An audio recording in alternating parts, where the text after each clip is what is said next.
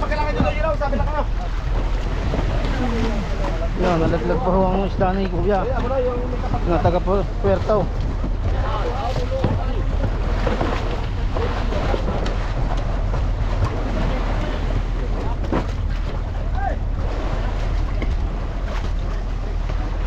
Yan, Munday isang po sa amin niya, taga Puerto Princesa. Yan na, dyan yung tinis. Gagawin yan? Extra lang yan. At lang tagano. Yan, Kuya, taga Puerto, shoutout to sa inyong dalawa. pag nakuha, maganda ng bigayan. Oo.